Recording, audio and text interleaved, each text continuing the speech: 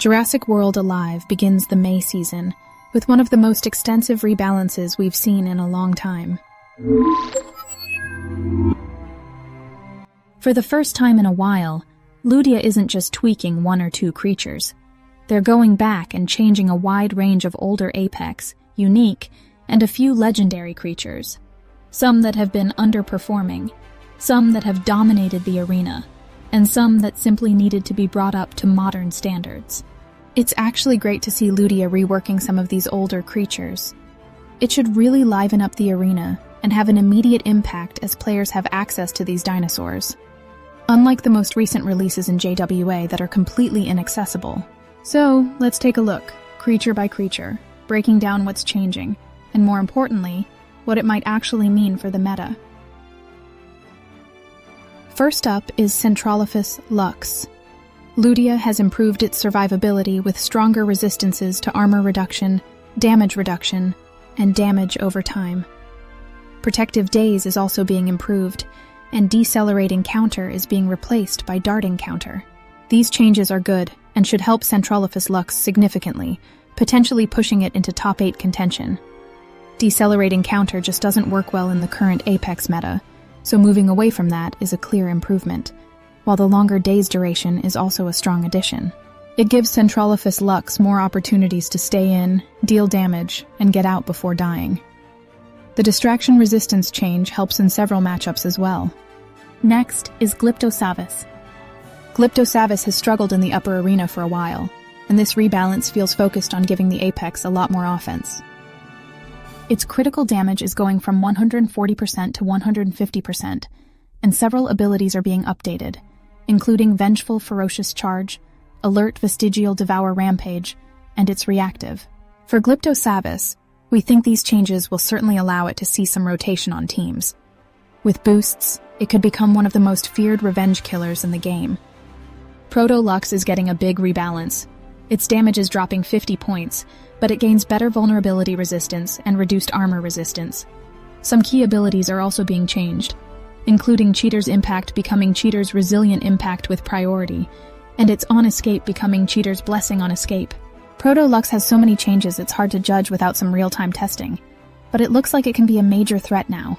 The only question is, will the cheat death be gone too soon because of it being a priority? We know this has happened before on a few moves, so, in our opinion, it will come down to the duration to know how great Proto Lux will do.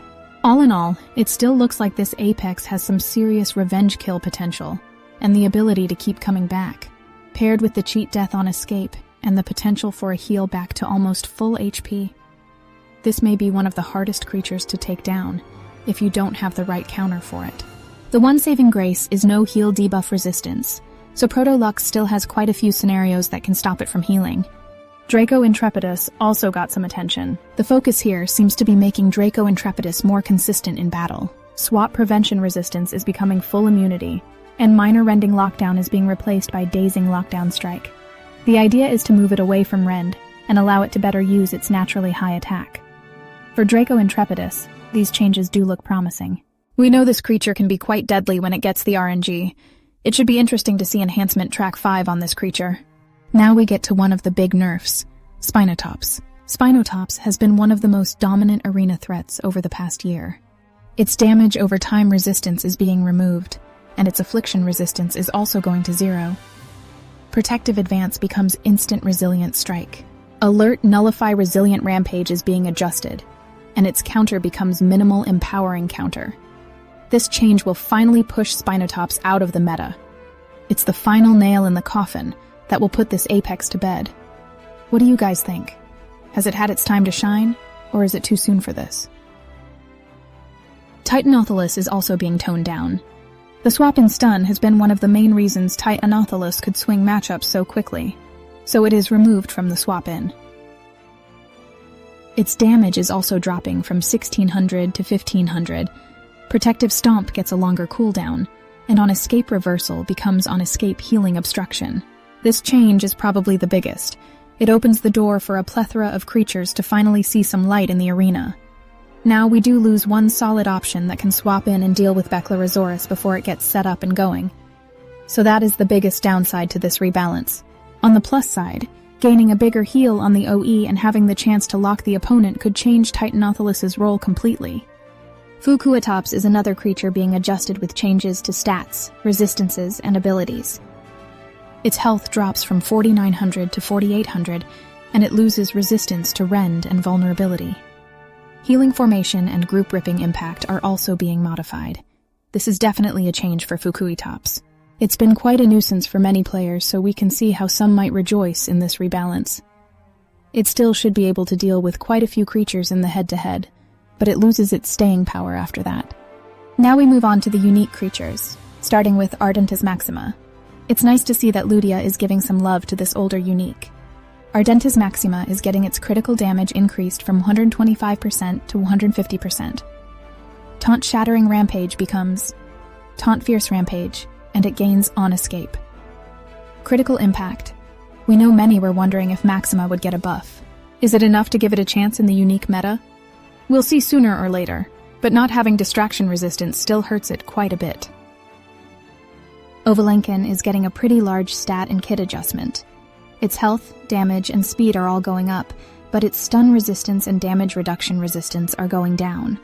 It also gets Group Devious Strike, an updated alert critical group defense, expedient evasive counter, and passing slice. On all sides, this looks like a buff. Ovylenken is another RNG heavy creature, so that will continue, but it does have a chance for some big damage numbers, especially with its On Escape and high crit damage. It's another RNG heavy creature. Aquiraptor is getting changes to Alert Scatter and Alert All-Out Resilient Impact. These changes make Aquiraptor much more dangerous when it gets low on HP, turning those threatened state moves into real pressure instead of a last-ditch gamble. Priority is being added in certain states, and the threatened version becomes much more dangerous. Aquiraptor changes look sneakily good. It has the chance to do some big damage numbers and even survive now to get there. On paper, it looks good. Just hopefully the cheat death will last long enough for it to get to that damage output. We see potential. Also take note that the change to Alert Scatter should affect Graciliraptor as well. Aquilosaurus is our last listed unique rebalance.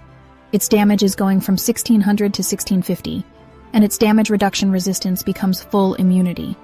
The Aquilosaurus change would have been more than enough a few updates ago, but now, we think it still needs a bit more. Specifically, the swap-in needs a bit more, and that could really push this creature to the next level. Stun abilities in the unique meta just don't make it. Paramoloch is getting a long overdue modernization. Its rebalance focuses on Mend and Run, and Group Instant Charge being improved. Its health also goes from 4350 to 4600. This could be a fun brawl creature now. We're not sure if it's enough for tournaments, but look for a potential serious impact in brawl and raids. Finally, Pyrosuchus is getting a refresh. Its health increases from 3,750 to 4,000. Armor goes from 15% to 20%. Instant Distracting Strike becomes Instant Cunning Strike. Ferocious Rampage becomes Ferocious Resilient Rampage, and Shielded Lockdown and Stunning Distraction are modified. Now, these are really solid changes for Pyro. This one could see some usage in tournaments. Time will tell how impactful these changes are. Be on the lookout. Dsungascorpios also benefits from the Shielded Lockdown rebalance. Overall, these update rebalances feel like a very positive direction for Jurassic World Alive. It's great to see the team actively rebalancing creatures, and we'd love to see this approach extended further into the lower rarities. The big question now is how much this actually shakes up the May season and meta. Which older creature is about to surprise everyone? Let us know in the comments which rebalance you are most excited about, and which one you think Ludia got right or wrong. And as always, thank you for watching, and have an awesome day, guys.